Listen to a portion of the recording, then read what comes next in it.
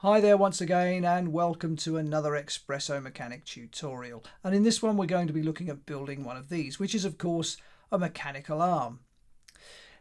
This is actually the first part of a three-part series, and in this particular tutorial we're going to be looking at building this part, which is the sleeve, or what I'm calling the sleeve.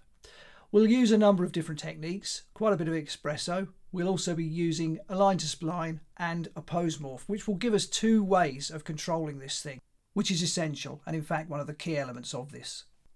That's what we're doing in this first tutorial, so without further ado, let's see if we can make this happen.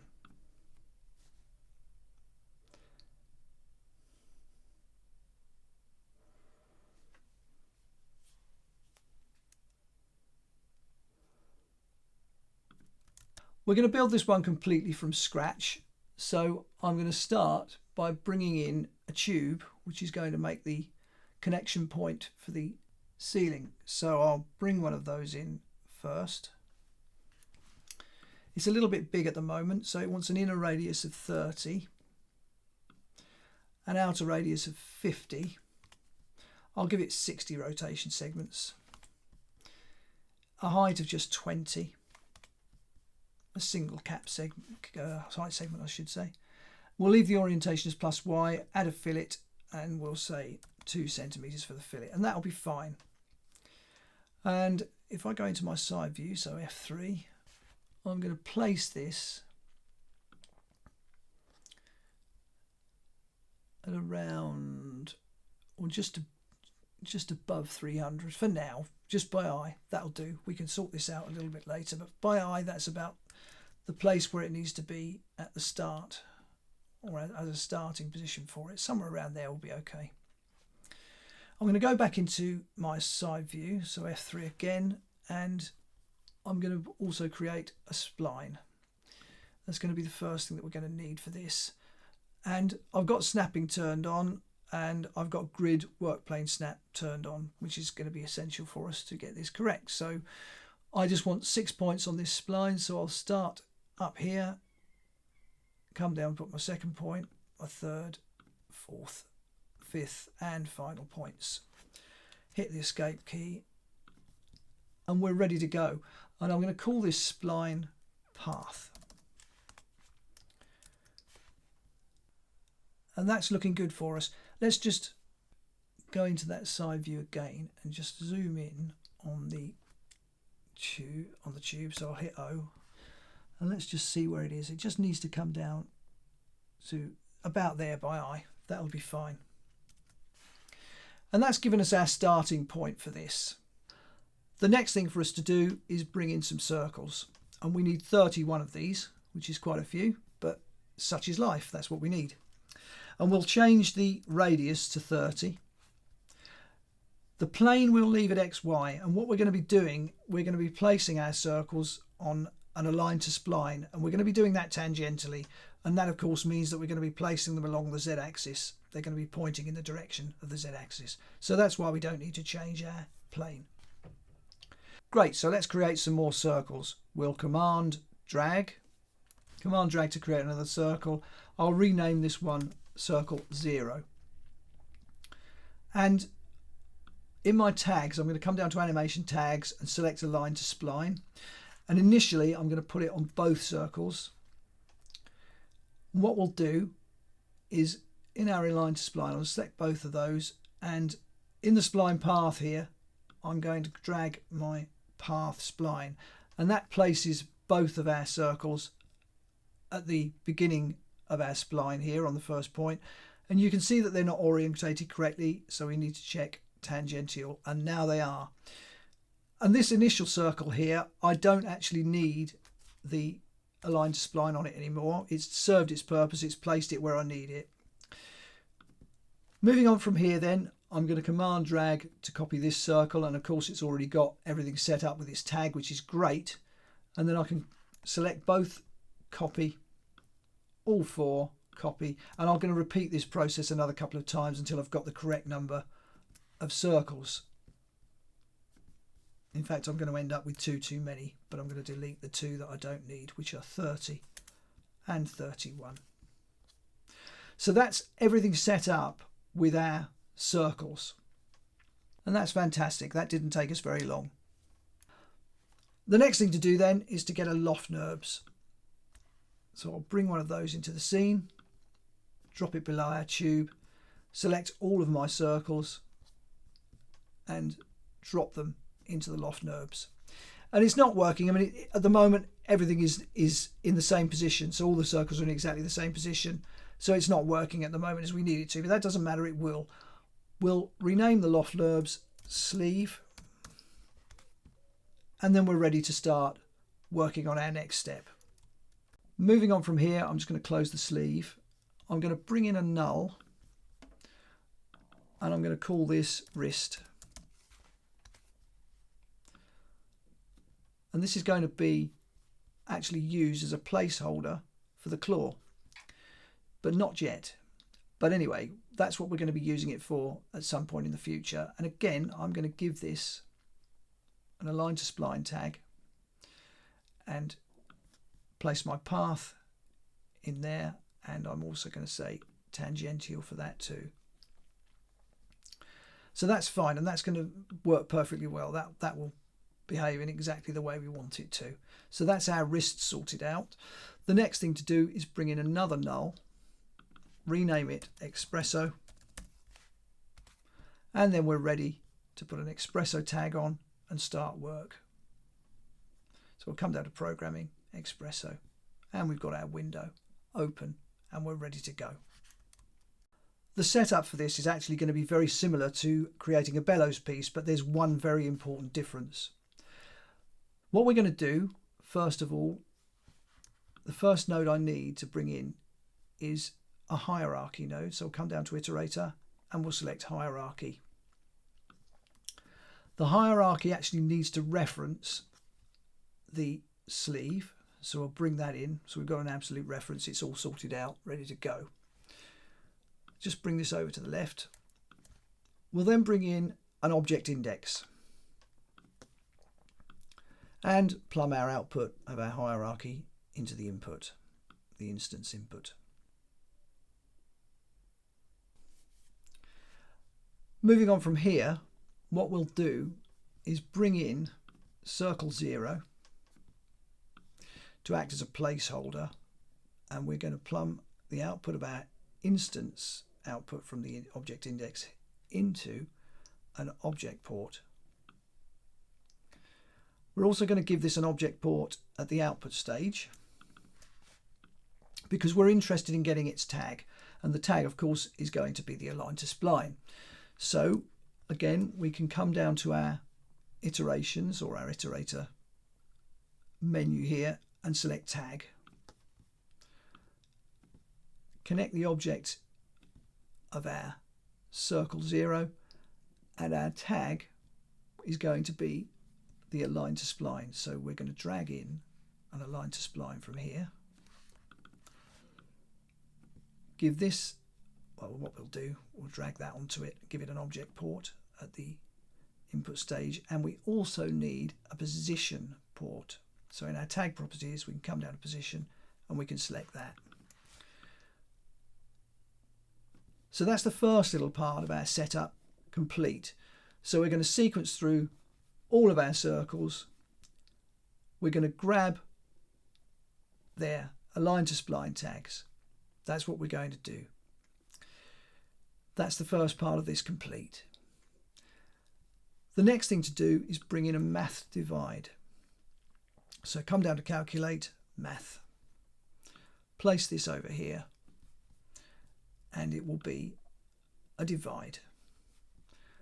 Plumb our index value into here and we're going to divide by 29.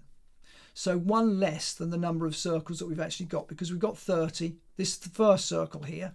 In fact, in my hierarchy, what I should have done, I've got an exclude panel here. I should say exclude this circle because we don't want this first circle to be included. You'll see why a little bit later. So we've got 30 circles remaining and we're going to divide by 29, so one less than the number of circles. The next thing we need is a math multiply, so I'll command drag and change the function to multiply. And we're going to multiply the output. We're going to plumb this one into the input number 2 here. So what are we going to multiply? Well, in order to make this work the way we want it to, we're actually going to be using the Align to Spline. So we're going to be using actually the position. So we can plumb that into here. We can then plumb the output of the math multiply into the position of our final Align to Spline. Okay, so that's fine. We've got that sorted there. Moving on from here, there are a couple of things we need. For a start, we need a linked list. So we'll bring that in there. And actually, before I move on, I'm just going to change something here. What I should have done was use the Align to Spline from the wrist. That's the Align to Spline, because I need the position of that one. That's going to control this. Okay, so that's the Align to Spline to use. Don't use any of the others. So in our linked list, moving on, we need all of the odds apart from number 29. So circle 1, 3, 5, 7, 9, 11, 13, 15, 17, 19, 21, 23, oops, not 22. I'll take that away in a minute. 23, 25 and 27. And just remove number 22. That's what we need in there. We're leaving 29 off. You'll see why that works the way it does a little bit later. And then we can connect the output of our position. I beg your pardon, we can connect the index of our object index into the linked list. And that gets that one sorted out. I'm just going to move that down to give us a bit more space so we can see what we're doing. Moving on from here, I need a range mapper. So I'll come down to calculate, grab in a range mapper, place this here, and this will be controlled by the position from the Align to Spline. So we'll just connect that to the input. It will be 0 and 1 in the input lower and upper, so they're our input range, because the position will generate a number between 0 and 1. And the output range, I'm going to say 23 and 27. And these are actually going to be the radii of the circles that we've placed in this linked list. So I'm going to be using that to control those. And all I've then got to do, I'll drag in on this occasion circle number 1, give it an object port, and also in the object properties I'll come down to radius and give it those 2 ports, and then all I need to do is connect my linked list and my range mapper like so, and that completes the Expresso. That's what we need for this expression. Now, all things being fair, if I select my wrist's position, or rather my wrist's Align to Spline, and I start changing the position value, as you can see, things are starting to happen. There's a slight error in it, but we can fix that. Let's just see what the problem is. It looks like we've got something not quite working correctly for some reason. I think I know what it is actually. If we just go into our path spline here, yeah, I think we need to set this up differently. If we set this to a kima, there you go, a kima, and I'm going to make it uniform actually. And yeah, now we can see that it's actually working correctly. That's great. That's great. So let's just have a quick go at this. I'll just move this out of the way. And yes, you can see that this is working really nicely now. We'll go down to probably a minimum of 20%. That's probably what we'll start with. But you can see that this is working. And if we look at 29 here, it has the same radius as 28. That's why I didn't put 29 into the link list here. I excluded 29, and that's for that reason, so that it just gives us this slight difference in the way the wrist works. And also another thing I'm going to do, if we go up to our tube, I will move that. Let's have a look. Go into modeling mode. I'm going to make this 320. And in fact, I'll make it 300. No, it will be 320. Beg your pardon. 320. That's given us a bit of a gap. And then circle, because I didn't include it, I can move it up into there. And that gives us more thickness. And now you can see that when I move this, it gives us effectively a collar at the start.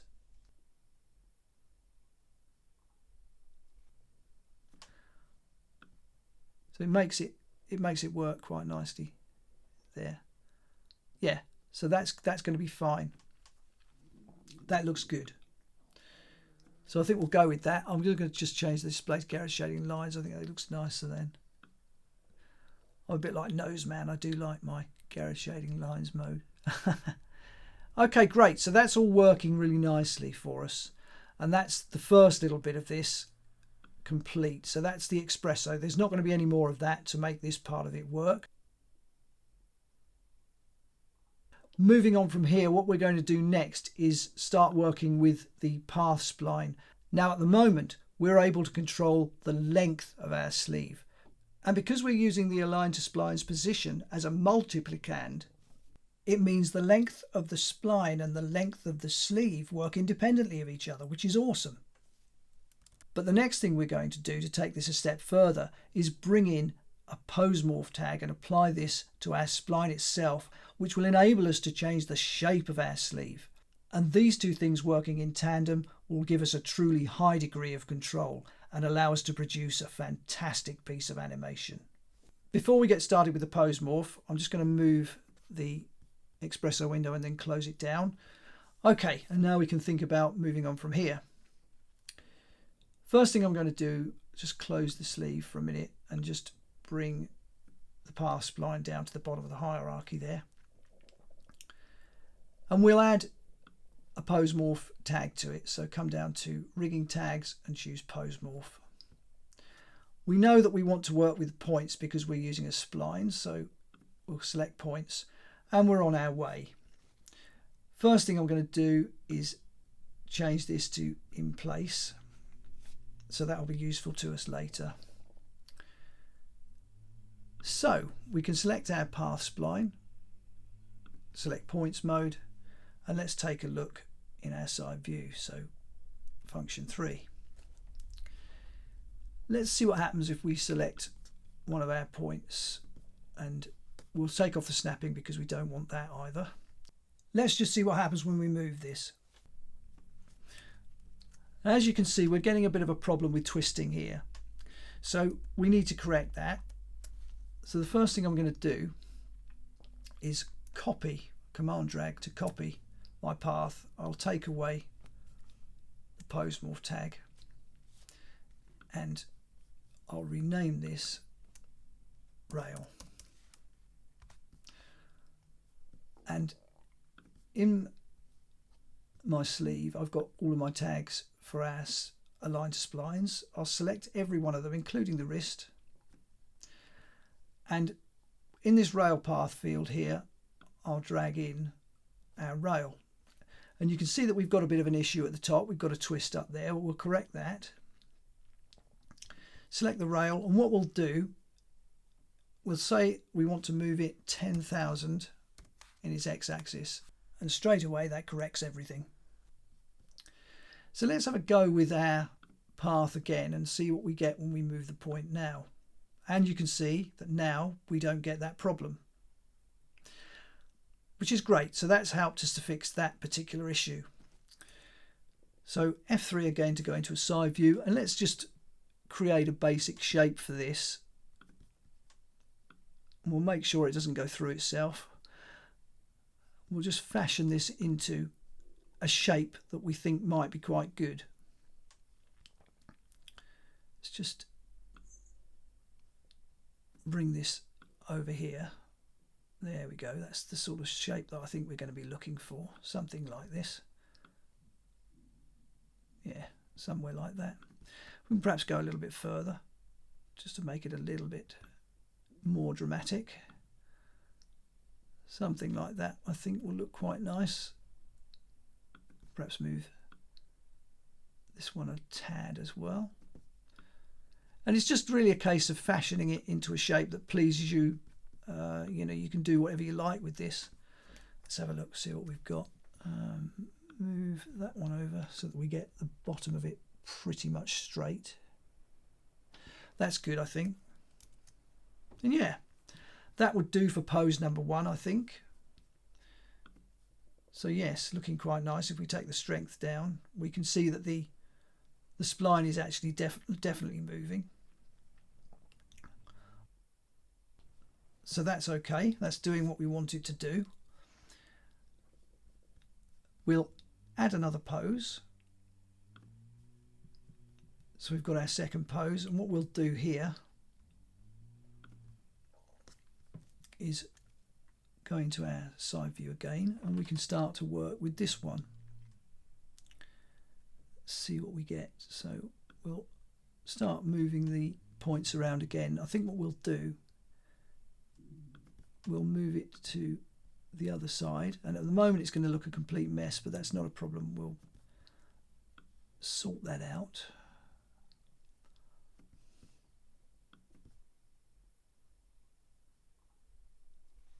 Get a hold of all these points and we'll just raise them up, I think. Move them over.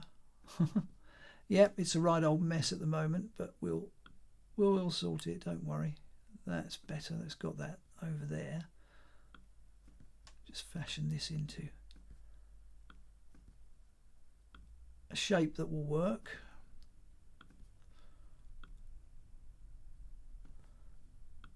Move these two up a bit and along a bit.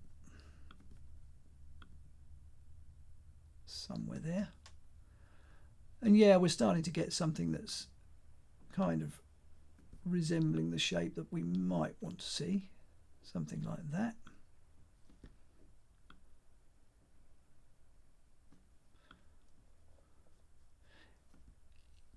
Just move that over a little bit more. I guess what you're looking for really is something that looks natural. You know, and it really is. It's up to you again to art direct this in any way that you feel is good.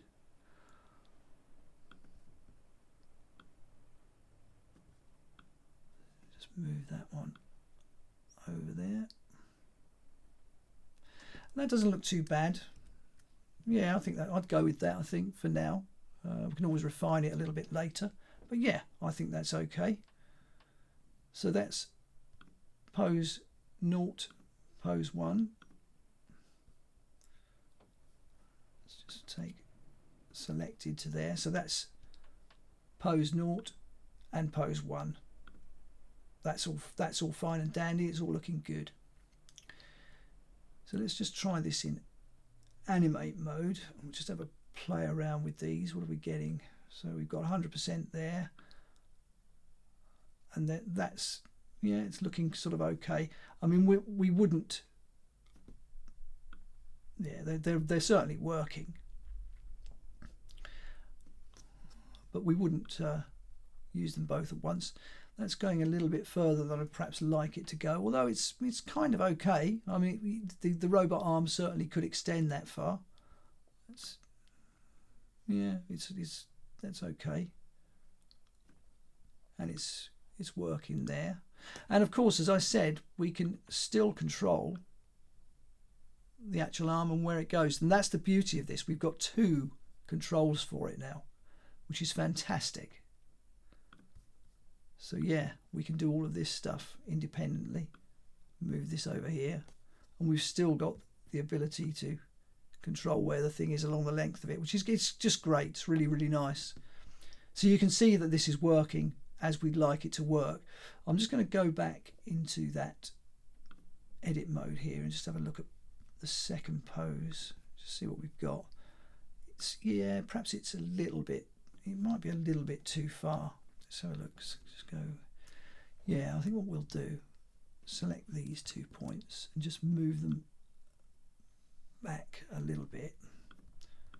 Just move that one into there and get my wrist, just move that over to where it needs to be.